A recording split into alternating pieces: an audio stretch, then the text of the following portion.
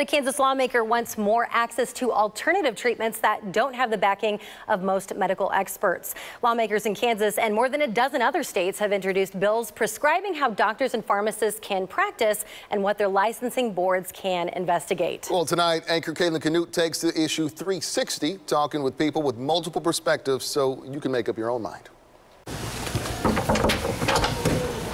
Hello, man. How are you? Good to see you. Oh, do I get the usual hug? Yes, ma'am. Oh, thank you, thank you. Dr. Jennifer McKinney was born and raised in Fredonia, Kansas.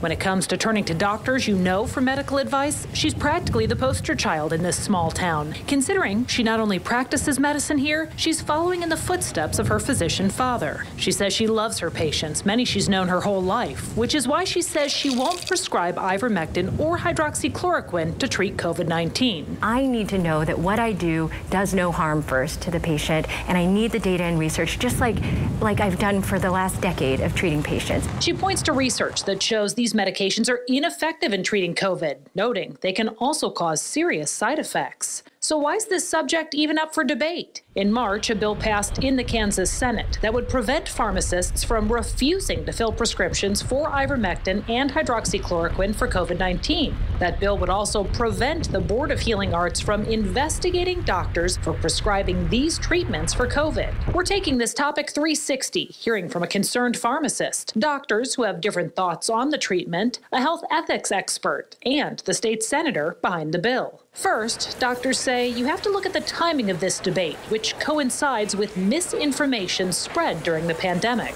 I just think there were so many factors, so many voices that were sharing information that wasn't correct, that it made it unclear for people, and they didn't know who to trust. Dr. McKinney says in addition to social media, people who felt hopeless during the height of the pandemic were scrambling for a miracle cure, including some members of the health profession. Dr. Alan Greiner, a Kansas City physician and Wyandotte County health officer, agrees, but says it's also partly due to politics. If they're a politician, they have a conflict of interest in that they can get a ton of attention by latching on to issues everybody's thinking about and paying attention to, whether it's on Facebook or whether it's in the news. One example he points to is Kansas Senator Mark Steffen. The Hutchinson anesthesiologist declined multiple requests for interviews, but has been vocal on the subject. We blew it during this virus response. Our failure to treat early, and when I say our, I mean mainstream medicine's not mine. I've been fighting for it the whole time. Steffen was a vocal advocate of the bill that passed in the Kansas Senate. Clearly now people are starting to see that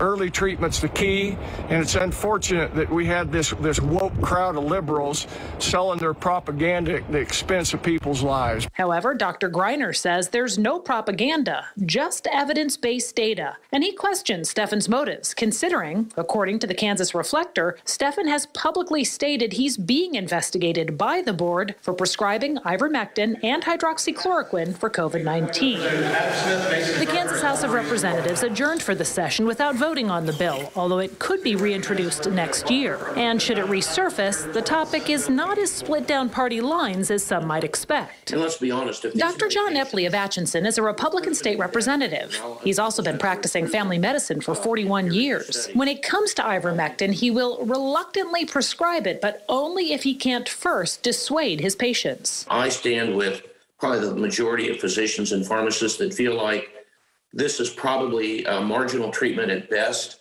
There are patients that come into me that insist that they must have this based on what they've read, based on their own review. Still, he can't support this legislation. I think this bill goes too far in that it is forcing pharmacists to fill scripts that they may have second thoughts about or not want to fill. And that's what has many pharmacists concerned. Some say being forced to fill prescriptions could take away their ability to catch life-threatening interactions and ensure patients aren't taking possibly lethal amounts of any given drug. And when you create laws like that, you're not just taking away the last line of defense from us, but you're also harming your patient because there's no one to do the last check to say if this is appropriate for your patient. John Carney is a medical ethics expert who adds forcing pharmacists' hands in the matter and interfering with the Board of Healing Arts could be problematic. Having an outside group come in and intervene is ill-advised, and I would agree. It's ethically. It's certainly not advisable, and I think it was ethically fraught. This type of bill is not a one-off. According to Legislative Data Service, GovHawk, at one point there were 30 states you see here in blue behind me either considering legislation restricting board authority, explicitly allowing for the off-label treatment of COVID-19, or both. It's leaving plenty of health professionals worried this could set a dangerous precedent beyond just treating COVID-19. Caitlin Canute, KSHB 41 News.